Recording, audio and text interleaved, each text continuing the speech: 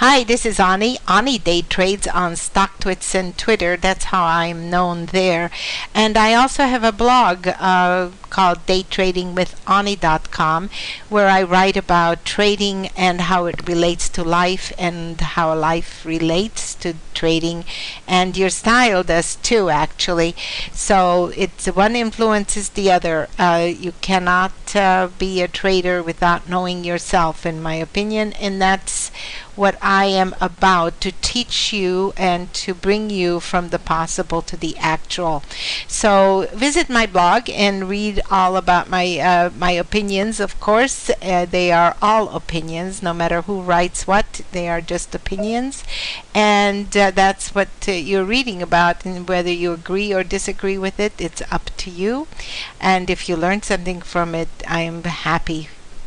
And here we go with the Apple chart, because I have a subscriber who asked a question regarding this, and I will open to subscribers who want to have any questions answered about my charting style or something that they'd like to clarify. I'd be happy to go over those with publicly, of course, with you. So here we go. The question was, is there any significance to Apple returning today to the level of 435, where it settled after the January earnings report, which is right here, as you can see?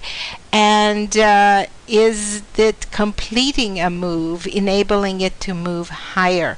Well, that's a really good question, because looking at this pattern, this double top here and this double left shoulder, inverse shoulder, we're looking for the second double inverse shoulder, which would probably be down here, in my opinion. Not currently. This is where it's at, but also there's a possibility of it coming down to that 420 one more time and testing that before that pop-up of as the inquiry. I'm seeing, if we look at this in the longer term, this is the immediate chart, or just since the beginning of January, of course. If we look at this on a longer term, we might see just a slightly different pattern, and that's this pattern right here, which I've been expecting to complete down here for quite some time. Notice where we are currently, or where we have been, and we're trying to move back up out of it.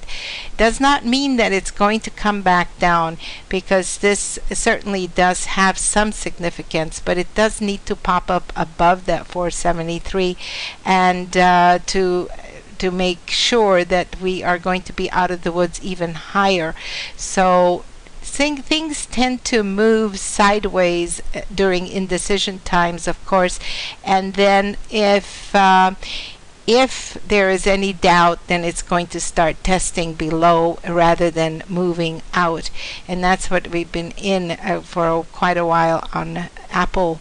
And this pattern right here, I am still not convinced that it won't come down to the 450 area, the 350 area, not as of yet, and especially since this is June. We've had a very strong several months coming from since last July, October, November, and especially January, we started moving up even stronger. Apple was not one amongst them, but still we have to consider what the market has tolerated for this length of time. So let's take a look at it in those terms and watch for this move up. If there's going to be a move up, to move past this level here at the 453, I've spoken about this before, and then seeing if it can move past this 467 before we are going to be convinced that it's definitely on the way up. Does not mean you can't trade it that way. It just means that there is some caution flags there. On the short side, there definitely have to be watching out to see if that 434, 435 does not fail. If it does, it's going to be the 420, and if it does fail below the 420, you know where we're headed once again. So that's being said. I will again leave you with the thought of trading it well and carefully, and always good luck in the markets. Take care. Bye bye.